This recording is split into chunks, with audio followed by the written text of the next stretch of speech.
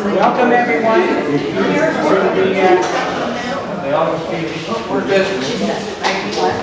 welcome you all to the Chicago History Museum.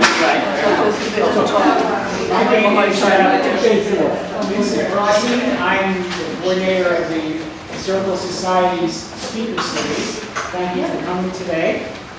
Our speaker table is Tom Leech. We'll get him to his talk in a second. First, I just want to mention our next program will be Saturday, November the 14th.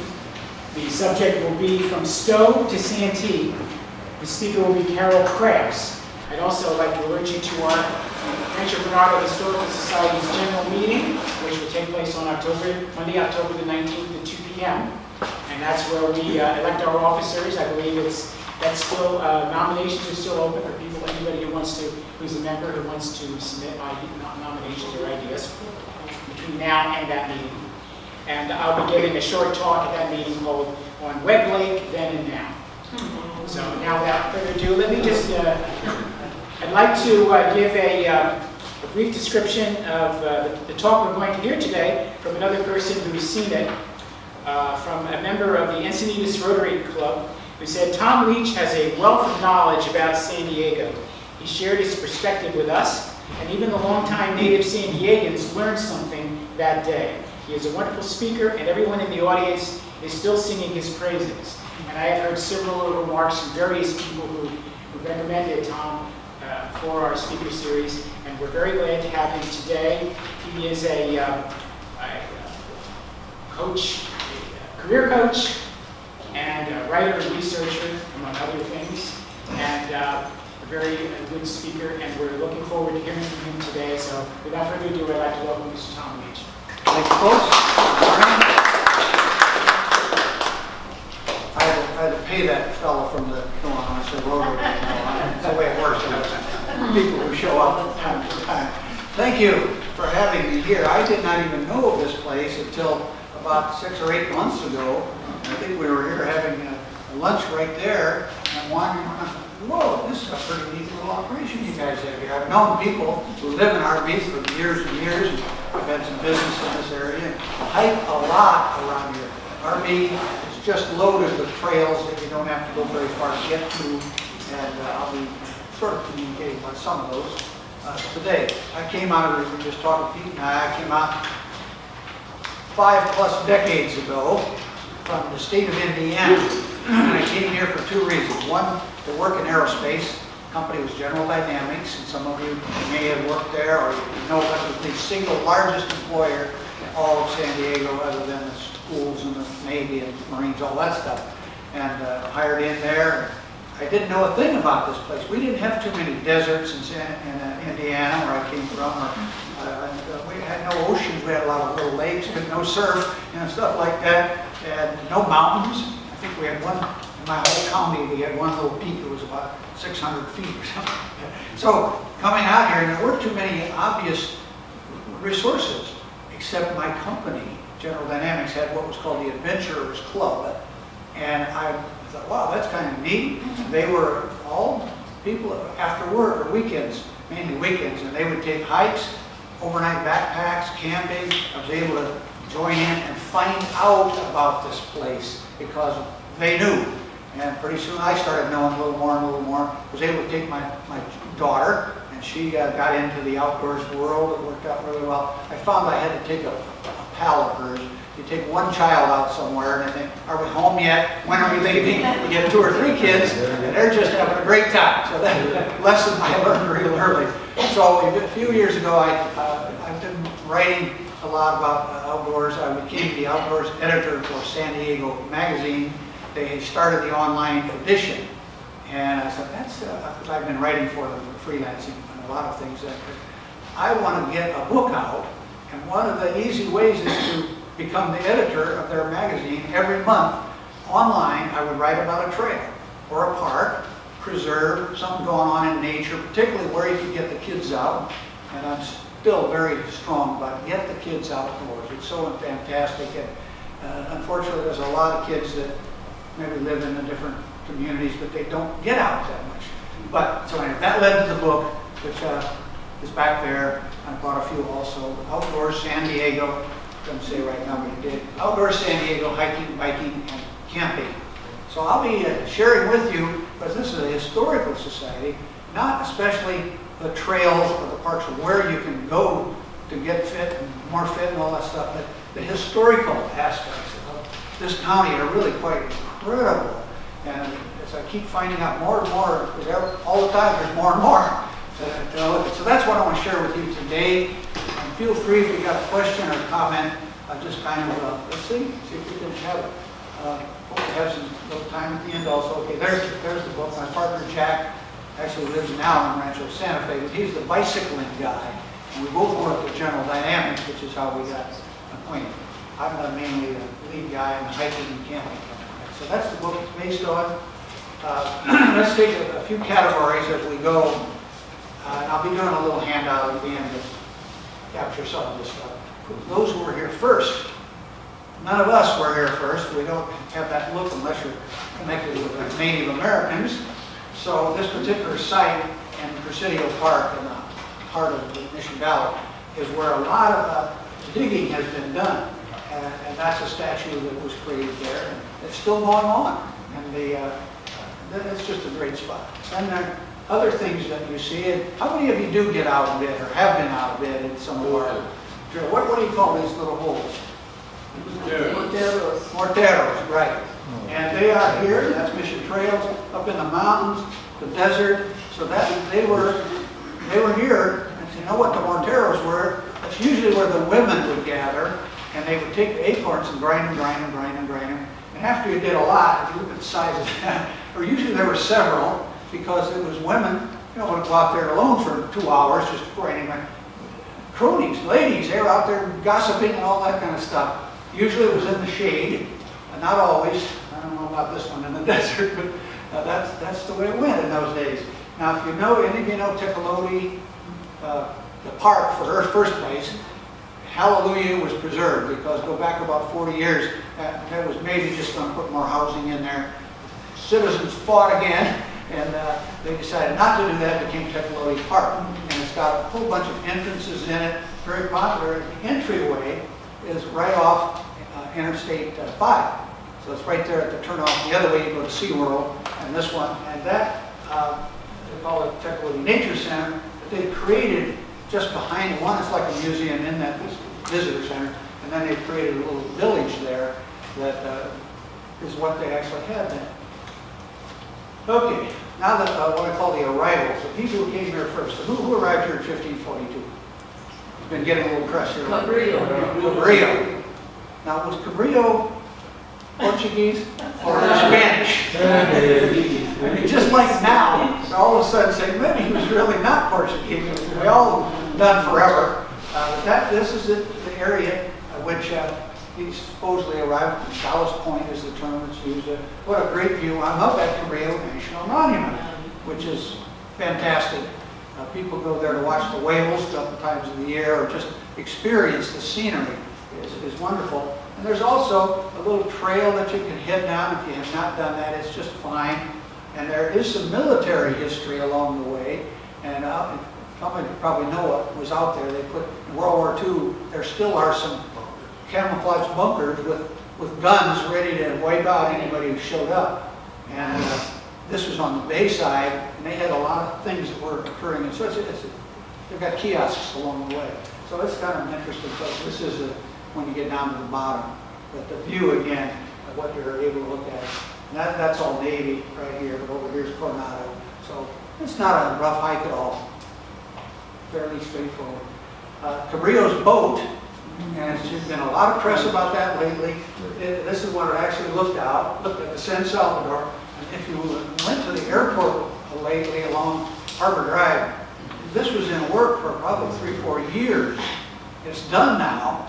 And they actually launched it and took it down to Chula Vista to finish it up a little bit. And then when they had the tall sails about a month ago, and they included, this is the first time it's sailed, except without sails. They haven't finished the masts and the sails yet, and somehow they put a power into the boat.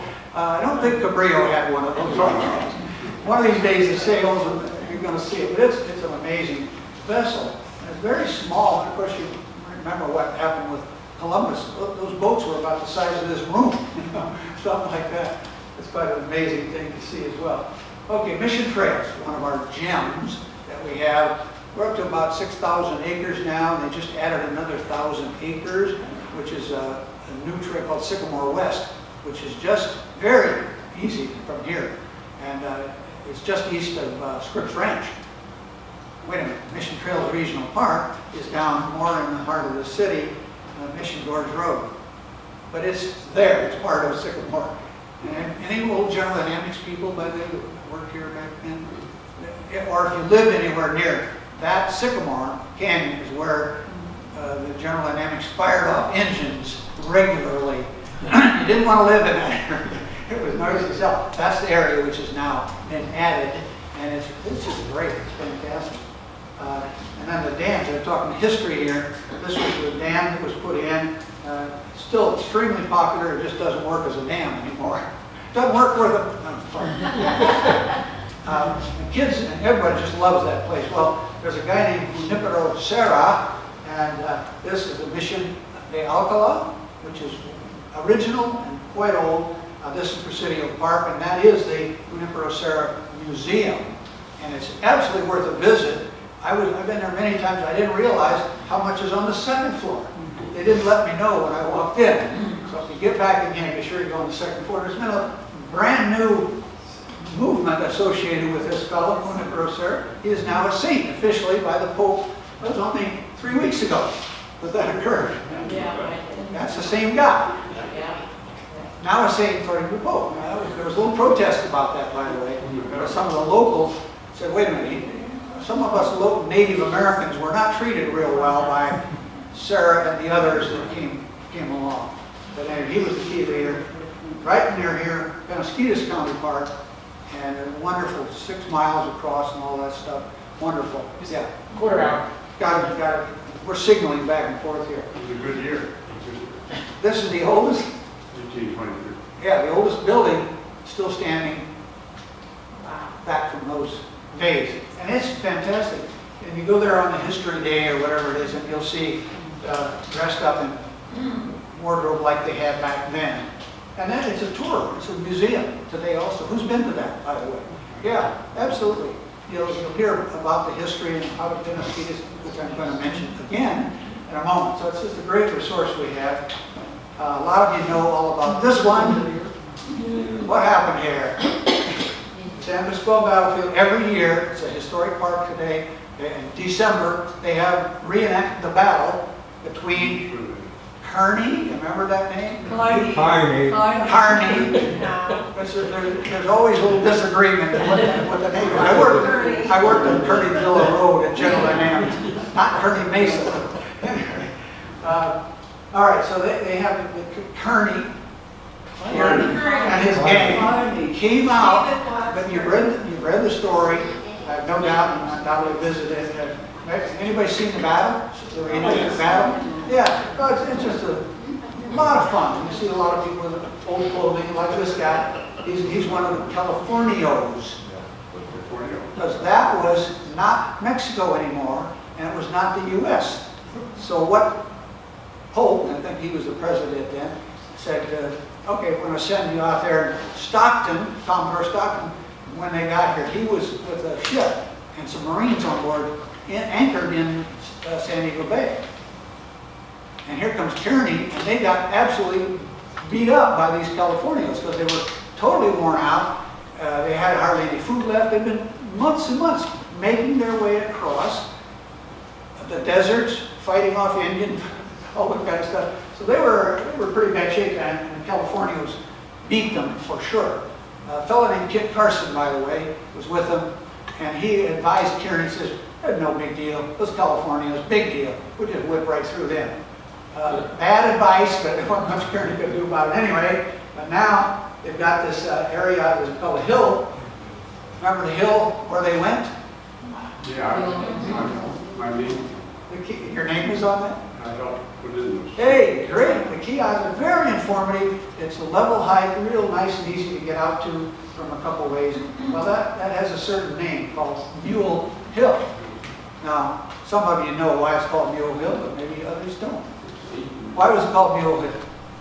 They ate the mules. They ate the mules. You had mule burgers.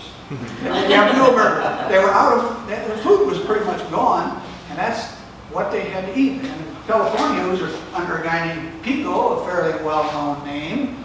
The governor of California was Pio Pico, at that particular Californio. I gotta get it right, for the Californios. And here's good old Kit Carson. This is from the kiosks. I just took the picture out of the kiosk. Now, what Kearney said to Kit and a couple of sidekicks is, hey, we're in bad shape. And somehow he knew Stockton was in the San Diego Bay. You get over there and get them to come back and rescue us. And that's what Kit Carson did. Except his buddy, I think it was 2 or 3, but got killed. Kit then became the only one. So it tells you here again, and here's that hill called Mule Hill. Again, these are kiosks, it's wonderfully put together. Thanks, Pete, for helping do that. And there's good old Kit.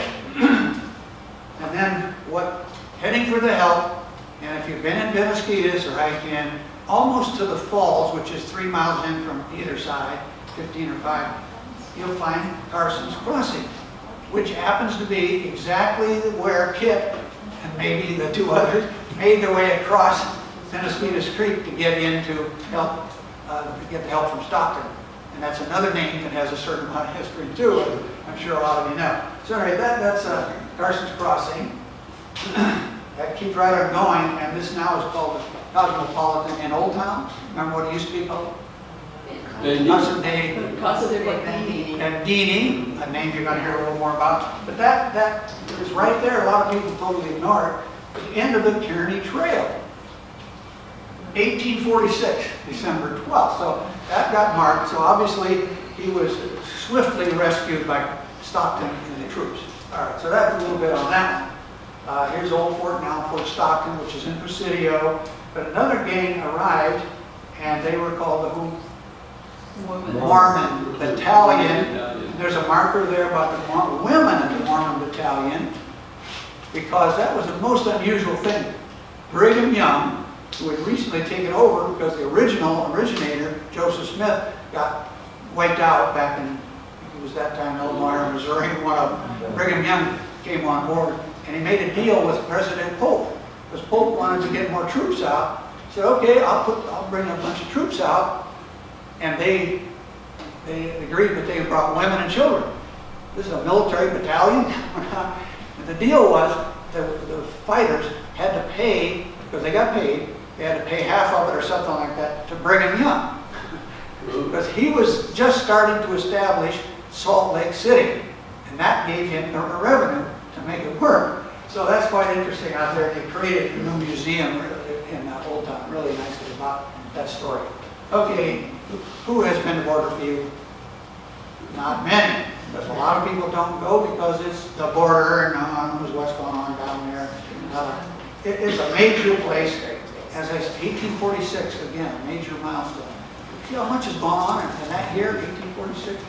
All right, this is the marker, and the bullfight ring is right over there. And this is what the fence used to look like. And what happened then, I think I can show you here. Oh, there's that ocean. By the way, what a wonderful fence, right? Yeah. How easy it was to get across that border. That's exactly the way it was. This is Tijuana Estuary Preserve, right over there. And here is how they used to communicate. Like somebody moved over here, hey, Grandma, here's your new grandchild. They would communicate just like that. It was very commonly done. And then there was a protest on it. They called this Friendship Park. And again, look at the fence, very easy to see through. Maybe slip a little drugs across it, no. But there was a protest. This is a Congress member, and a lot of people on the U.S. side and the Mexican side. That fellow, anybody recognize that? Congressman Bob Filner. Remember the name? Any chance? So that's an old Bob Filner. He was the main speaker that day. Now they've done something else. This is what it looks like now. That border, they've done this huge amount of what, up to $800 million creating this big barrier fence across. I'm not sure Donald Trump and those others, they keep saying, we gotta build that fence. Wait a minute, they already built hundreds of miles of fence across, and they figured out how to do tunnels underneath. Whatever, you guys know all about this stuff. So this is a particular day they opened it. On weekends, they do have you can get in there now and try to communicate, which isn't very easy because of the nature of the fence now. It's a little tiny thing. Well, this particular day, something is going on. As you see, the maximum capacity allowed is 25 people. So they were having a symphony concert on both sides of the fence. So this is the U.S. San Diego Symphony Orchestra. And on the other side is another 7 or 8, and they are, they're performing, and they're put together. So they have a joint conference, symphony across the board. So it still has lots of interesting things on it. But anyway, you see you can hardly see anything through that fence anymore. It's just tiny little stuff. So they've damaged a lot that capability. Question, who is that? First American buried in California. Hardly any audience ever knows, even though it's real blatantly obvious here at Presidio Park. So this is the Presidio, the Necrosera Museum. If you walk right over here, you will now find this building right there. And on the side is this kiosk. His name was Sylvester Petit. Make it a little better. Yeah, Petit was his name. And 1828 is when he died here and was buried right there. And no American had ever been buried in California. Well, 1828, I guess it was whatever you call it, Mexican owned, or maybe Spanish. Maybe they went through this series of things. First separate from Spain, and then the French got in there somehow. And then anyway, here's the first one. But something also interesting about Presidio Park is one is the main area, and then just go down into the canyon is an alternative. Then you can hike up a little bit, getting to the east, and you'll see something up here. It's a really fun walk. And right there is this. Anybody know what that is? It's an honorary recognizing something significant. The white deer of Mission Hill, I think it's the right term. And this is a true animal showed up. And this right here says, Dee Dee, Charlie, and Mopsy, join the white deer's everlasting spiritual name, love forever. Doot, an interesting name too. So that's fascinating. And we're not talking 200 years ago, we're talking right, the white deer of Mission Hills. Balboa Park, obviously, one of our real gems, and this year is the centennial of that great exposition that was done way back then. A lot of things that are going on, that's the trouble, etc. But okay, here's just some of the scene. One of the most photographed structures in all of this place. Been to there, maybe right on the other side of the bridge, Cabrillo Bridge. Here they are. These are historical characters, and it tells you who they are and all that stuff. So the question is, who are they? The name Alonzo Horton has important. Plaza, Ephraim Morris was a key player. Whoever the third one, I can't remember. But, that's more history. There's even a little bit more. We'll get to that in a second. Remember what happened here in World War II? What was it? Military camp. Navy rescue. Navy, they used it for therapy type pool. That is hugely photographed. This is right by the Botanic Garden on this side and over there. Over and over again, you see people taking shots, and that's what it was. And then you look around and see different things that did, and flowers and roots and all that stuff. Who was the main woman responsible originally? Kate Sessions, and that's her statue just across there. Again, Kate Sessions is her name. Yeah, she was the original. What's the right term? Horticulturist. What? Horticulturist. Yeah, there you go. Thank you. So that's Kate Sessions. They also have something very interesting every year right there. When women get the right to vote, which 100 years ago, none of you women could vote, right? No, didn't have the capability. I believe it was 1919. But every year on the date of which women got to vote, there's a lot of women and some guys gather right here. Can't remember the date right now, but I've been there a number of times. It's kind of interesting. They give speeches, they march. Some of them are dressed up as they would have been 100 years ago. So that's Kate. Anyway, this is her park, Kate Sessions Park in Pacific Beach. Again, one of the great views of the place, and it's very historic because that's where my wife and I got married about 3 decades ago. I was living in PB right off of Lamont, which is what gets you up there. And it looked to me like a great place for us to have our wedding day with a few people. We had some luncheon. So that's Kate. Here's what I call the troublesome spots. We got plenty of those. Remember that name by any chance? It does not. Hatfield, not Hatfield McCoy. That was a different historical set. He's going to work. He made this deal. It was very, very dry, like it was here for a while. And Hatfield says, I can make it rain. I'm the man. And the city council of San Diego said, you're hired. Go to work. So here he is out at, as I pull these off the Historical Society. I always enjoy, he's got a cigar in his mouth as he's brewing the concoction. And this is Lake Marina, which is where he was working. And if you go out there, that's on the Pacific Crest Trail. Also, a campground, a really nice place to visit. And they used to have a big kiosk. And last time I was there, it wasn't there. But, yeah, thank you. Okay, but then he went somewhere else. He didn't know, but the water did. It totally overflowed Lake Marina. He was in Hugh, or was it? It rained. Did he cause it or did he not? Who knows what? That's Lower Otay Dam, and it completely broke. And you can imagine the water just poured over there, broke the dam, and it flooded into the Otay Valley, killed, I believe the number is like 25 people, something like that. Gone, dead. The dam was gone, etc. So then Hatfield showed up back at the council to collect his money, right? Yeah. They didn't pay him, right? No. I read one place that maybe one of the councilmen says, hey, we'll pay you if you pay for all the damage that has been created. And Hatfield, I'm gone. Could it have been, was this in December? Could it have been an El Nino, he just timed it wrong? No, I can't remember the exact date. At any rate, it could have been. I don't know what it was, El Nino. I don't even think they called it things like that in those days. Yeah. Among other things, it wiped out the bridge right over here at Mule Hill in Sykes. Oh, We got okay. pictures of that in file. Yeah. Amazing, famous character here. Excuse me. Of course, the grand piano out on the beach by the racetrack over there. That work? It floated a grand piano all over. Oh, did it really? Yeah, it was a big one. That was incredible, absolutely incredible, 1916.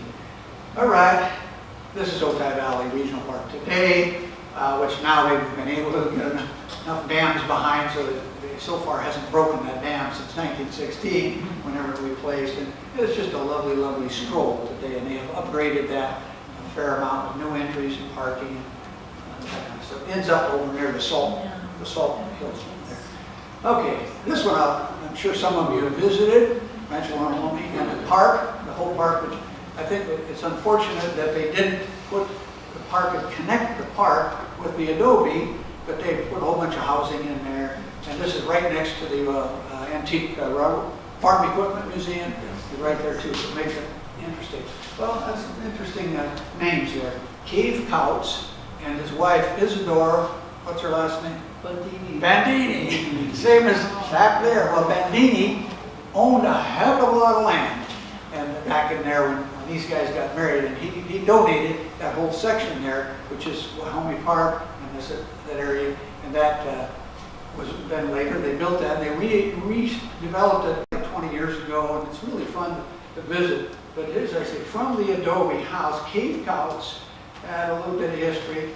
Remember that Ramona? And she wrote the book right there. They'll tell you that, Helen Hunt Jackson. Pardon me? The song? Ramona. I'm not sure if Helen Hunt Jackson did it or not. At any rate, they do have these ceremonies, and reenactments and costumes. It's really a fun place to visit.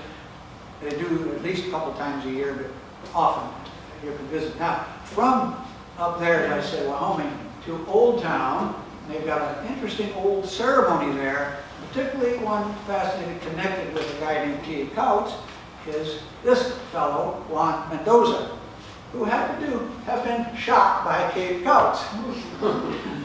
And the question is, now, why did Cave Couch shoot him, and why didn't he go to jail? Well, Cave Couch was a high-level player, and supposedly, I'm sure he argued self-defense or something, but the story as I read it, Juan Mendoza actually worked for Cave Couch, and somehow they had a disagreement. Cave plugged him, and so it's marked right there. And there's something else.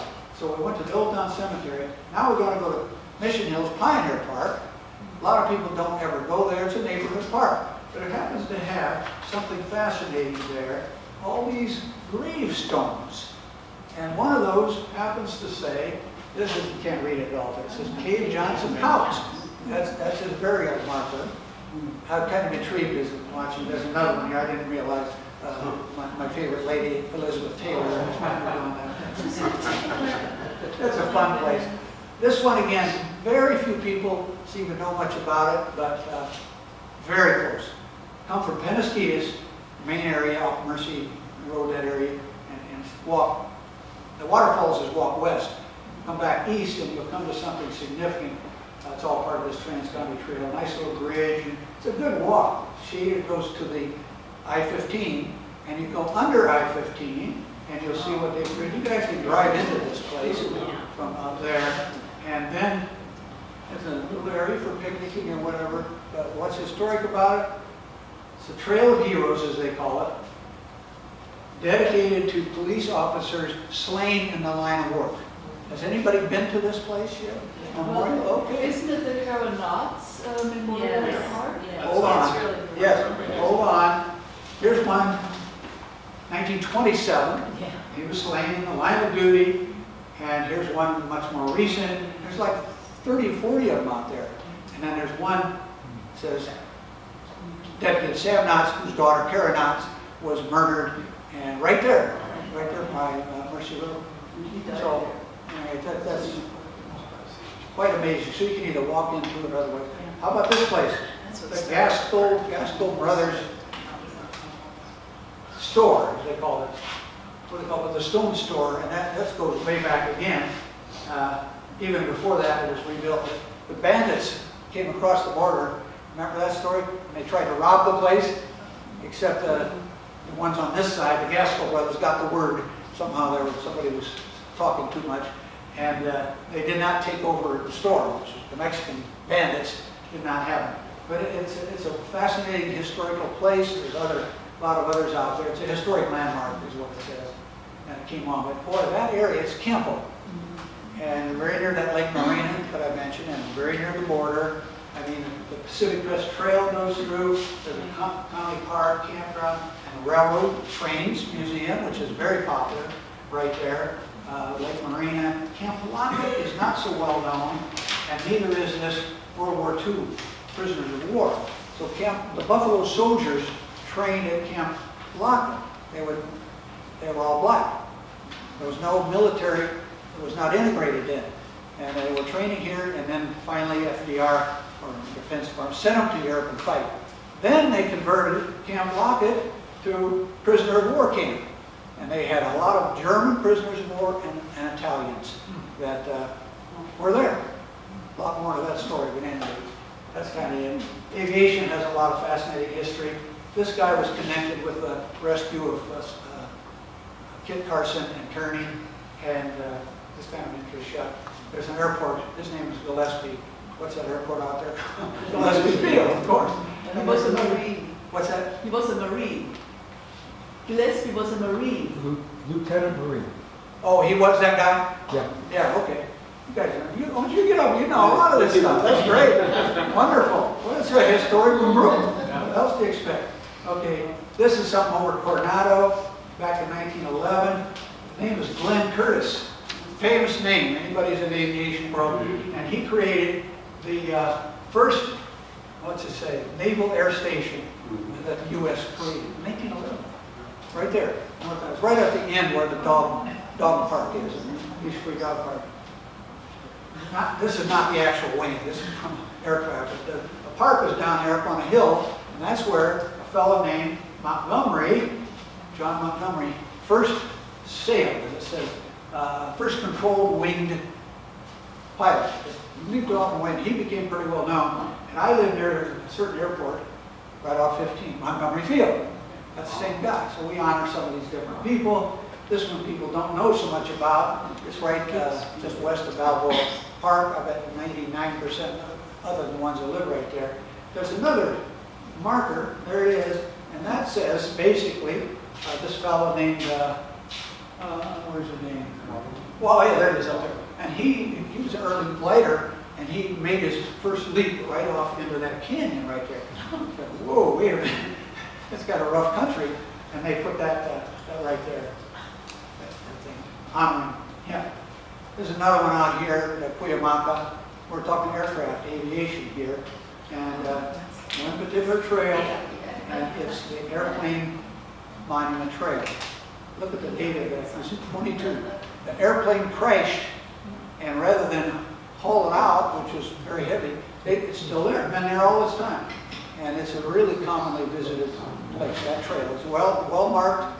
Look at anything on Cuyamaca, and there it is. What is that? Are those boots, or I can't tell what they are? What This is is all, it's somehow holding up the engine. Maybe it's part of the engine. It is. It's part of the engine. It's all cylinders. Yeah, okay. Yeah, there's the remnants of that. There's a few others that have had that problem around here too. A few what I call the tracks left behind. This is right up here. What's a response here? I Pancho. Poncho? What's the next? I Cisco. Hey, there you go. Who are we talking about? Cisco Kid. For years and years, the guy's name is Leo Carrillo. And his family, he was the actor, he was Pancho. And that's a really nice, fun museum to visit that Carlsbad created, I don't know, 15 years ago as a park. And it's just fun to visit. You can walk around in there a little bit if you're inclined. So there's others. The family owned a whole bunch of land. And over the years, they sold this and sold that. And the Leo Carrillo, I'm not sure when he died. Anyway, Leo Carrillo. There's a Leo Carrillo State Beach also, north of LA. So I say it's a busy place, fun to come around, this guy leading a tour, and then somebody famous. Art Gable, probably 37, something like 1937 or so. Harold Lombard. She's from Fort Wayne, Indiana, too. My old home territory. Okay, there's a famous beach at Encinitas. What is that called? Swami's Beach. Now, why is it called Swami's Beach? Because of that Indian mystical center on top of the bluff. Yeah. Self-realization fellowship. And there's the guy. Yonanda. Try saying that fast 10 times. He wrote that book out of 1846. That's I think it's 1946 when he wrote it. That's an error. And then Atlantic Monthly advertised. The book is still available. It's 1946. At any rate, so I wish I had a book that was still hanging in there many years later. So that's the guy, and he was in India, from India originally, and a major player. It's a great walking area too. Okay. Let's see, we benefited Torrey Pines, one of our gems, absolute gems, as well as one across the way called the Torrey Pines Extension. But the real key player was this famous name, of which we know a lot of in scripts.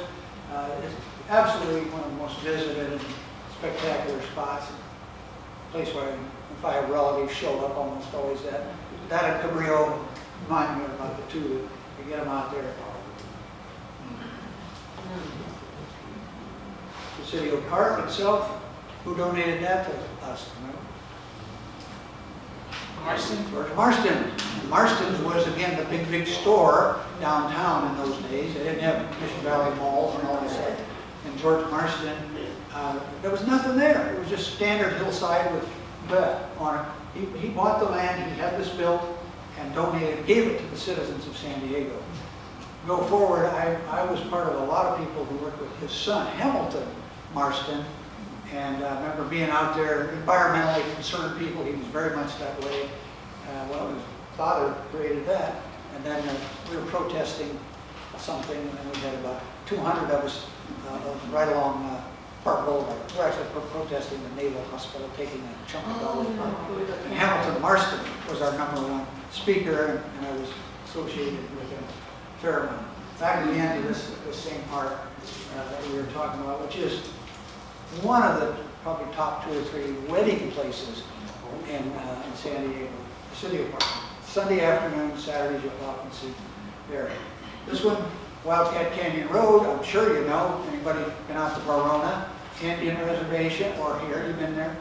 Louis Stelzer donated that. And it's right outside of Lakeside on that road, Wildcat Canyon Road. You only go 5 miles, if that, 3 or 4 miles. It's a fabulous park. He dedicated it specifically, wanted it to be for children, people with limited capabilities. I think it's a wonderful place for kids. They have a lot of events. Kids, they're going to have one coming up, Halloween. Always, they'll have stuff for Halloween and Easter eggs and all that stuff. And for the walking, excuse me, they have certain sections that are very accessible. And if you're a little more heavy duty, I guarantee you can work out because they have 2 major mountains right there too. And the trails up to those. So Stelzer, this is his main push. It's really something. Keep going out there. Oak Oasis. Anybody know Oak Oasis? You've been about everywhere, I think. Okay, Oak Oasis open space program. That happened to have been donated also, and it'll be marked out there that the Minshaw family donated that. And it got burned up real badly in the Cedar Fire, and it's come back a whole lot. And then you can look down, and that's the dam, San Vicente What Dam. page is that? 11:45. Yeah, thank you. Is that a lake? Yeah, that's a dam. What's the dam? It's not El Cap. What's the dam? San Vicente. San Vicente Dam, yeah, right. So it's a the foliage is great, the flowers are great, and it's just a pleasure. One of the Minshaw electors, Dorothy, just passed on recently, and made a comment that her family donated that.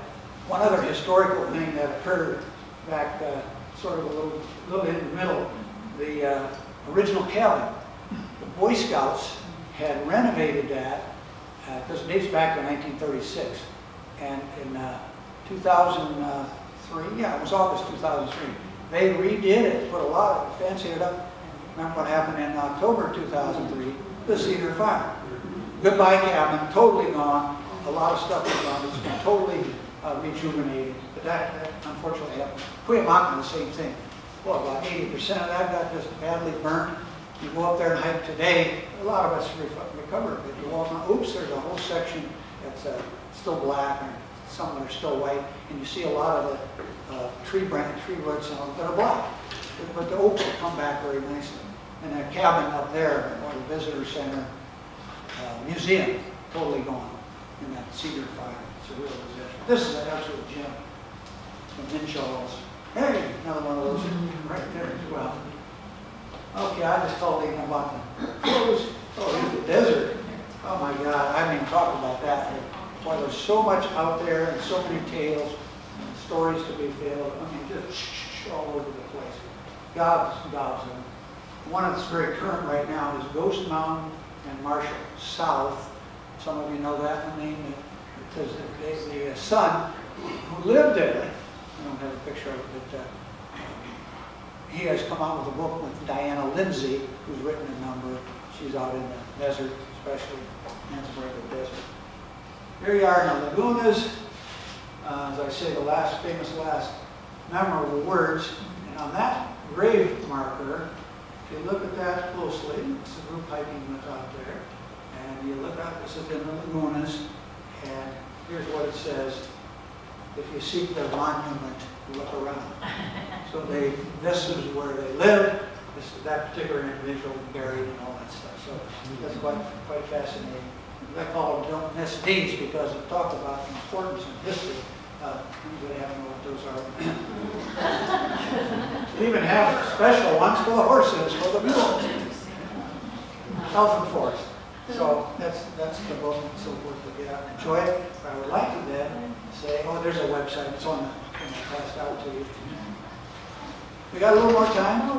Questions, your own observations, comments about the You historic? know, one of my favorite hikes was Paloma Mountain. Right, It is just beautiful up there. yeah, and still is a favorite. It's really doing great. Yeah. That's how- It's cool up there and just A bit of distance, if you go up, not near there so much, but near Julian, here is Volcan Mountain. And you know Volcan Mountain? yeah. Right, it's the east end of what they call the Coast to Crest Trail, San Dieguito River Park. And it starts at the Del Mar Racetrack, continues all the way along and up to that 55 miles. And it's fantastic. It's been preserved, about 80% of it, and just wonderful. And then on there, if you hike up, and there'll be some kiosk markers, well, one of those says, at this location, I think in 35 or 37, was one of the alternatives to the Palomar Observatory. And they had about 3 or 4 places that they were trying to see which one is the best, and Palomar was the one that won. And this one, they did not put the observatory there, but kind of, again, a little more fascinating. Getting that observatory telescope up was unbelievable. Yes? Right across the valley from the mall is Sykes Adobe Farmstead, and that's the Coast to Crest Trail, River Right. Park, plus Mule Hill. That's a great spot. especially on the Yes, weekend. Sykes Adobe. With the Sunday's farmer market, Yeah, every Sunday? every Sunday. I Yeah. think, aren't they Actually- having a big thing today? Yeah, they're having a, what they call the Bernardo Festival. Yeah. Which is, I think it's sponsored by the Kiwanis Club. Okay. They're going to have it at the farmhouse. Yeah. So, Oh, yeah, that's a fun place. They, again, restored that significantly. That trail I was talking about the Mule Hill, goes right by there. And it's all level, unless you want to keep going. And then pretty And it's soon real it gets close, too. Up and all that stuff, yeah. Oh, yeah, and it's fun to just see it, and they have parking. And the other thing is, that's a really interesting way, as he says, just east of I-15, and you could walk under I-15, and you're right there along Lake Hodges and Bernardo Mountain. You can walk all the way down to the dam if you're that inclined. Yeah, come. I have to be on the board of the cross, the cross. Like, Over You're talking about the one at sold at the no, hotel? no, no. Different. One in RB. Yeah, okay, I know what you're talking about now. And it's so well done, you know, we've got it all structured. I mean, it's helped fortified. When did that, when was that installed? That was about 10 years ago. It's there now. Yeah, Yeah, right. What else, comments, please? one thing that was interesting about, that I didn't know about Leo Carrillo when I looked into him, he was an actor, of course, and he was on TV and in the movies. Right. And apparently, he was also an artist, a cartoonist, and a friend of the Hearsts. After he became, he made a pretty good living as an actor, and he became friendly with the Hearsts, and supposedly he was one of the people that persuaded the family to donate San Simeon. Okay, which is now a California state preserve, or however you want to I say think it was also the inheritance taxes. You did a second. it. Yeah, some other comments or questions? There is an interesting landmark down there in Bankers Hill by the across Maple Street Canyon that Right. most people don't know about. It's called the Spruce Street Suspension Bridge. I show that on longer talks. It's There's a few it's things an I- old iron suspension bridge. You can still cross from Bankers Hill over to Middletown. And it's Why did they put that and other bridges in? I have no idea, but it was built in, I believe, the early 1900s. No, because the trolley was on the other side of the canyon. So that enabled the people living on the west side. Otherwise, it was really difficult to get to the trolley. Put that bridge in, walk over, there you are. Interesting. Long gone. Thank you. What happened to the that obviously at Pioneer Cemetery, they had to dig them up. Were they being interred at Mount Hope, or do you know where the bodies were? Pioneer, yeah, she got big Mount Hope. Vince. Mount Hope. Could you help me Mount pass Hope is this out? where everybody was buried. Martin. And when they decided to make it a park, they just dug everybody, then just Right. took away all the headstones and threw them in corners. And then there was a protest eventually, and they gathered up the headstones and took them over to head to the current place. But the people are still buried at Mount Hope Park, and they're unidentified. And the park just goes on. Boy, if you ever had a creeps about spirits, you know that. I mean, the spirit of Couts is All of them, they're still there, yeah. I suspect many of you know about the Whaley They're still House. buried, they didn't dig up the bodies, they just took the headstones and tossed them in a corner. And then after people protested, they moved. Well, down there at the Whaley House, which is right near the cemetery, and that is regarded as one of these spook places that a variety of people say, I see her up there, I see her. And they have tours, they have almost any night when you go and pay $10, and it's called Ghost Seekers Tour or something like that. So it's a very fun thing. What I'm going to pass now is this is what I've been talking about those ticklers. My book has about anything I've talked about, but not anything I've talked about yet. So and books are for sale. I also have a couple of others back there that sometimes the more mature people enjoy. I have a book my wife and I put together about Santa's Curious Elves. And it's a illustrated children's book, and it's for $15. They get a discount on it. And a lot of people have fun with that. The other one is talk about history. I just did this talk at Oasis, not this one, a couple days ago, Thursday. Oasis, and if you get going with Oasis, if not, do. They have a lot of things, and North County both. The talk was based on my travels around the world only 4 decades ago, but it was the crazy year 1968. And you remember something happened in 68, like who got assassinated? Bobby Kennedy was one, Martin Luther King was another, keep going down the line. The year Riots, huh? Paris riots. Yeah. The night of the barricades, is that what they call it? I'd spent 6 months traveling around, low budget, spent $1 or $2 for a hotel, and I wrote a journal the whole time. And the idea was 40 years later to get the book out and look back what's going on and crazy year, what was I doing that year? Absolutely amazing and opportunity. 6 months, 27 countries, and put the book together and then looking at what is there now. Well, now I was in Vietnam. Saigon it was once called, and the war was on. Remember the Tet Offensive? That's when it occurred. That year, January.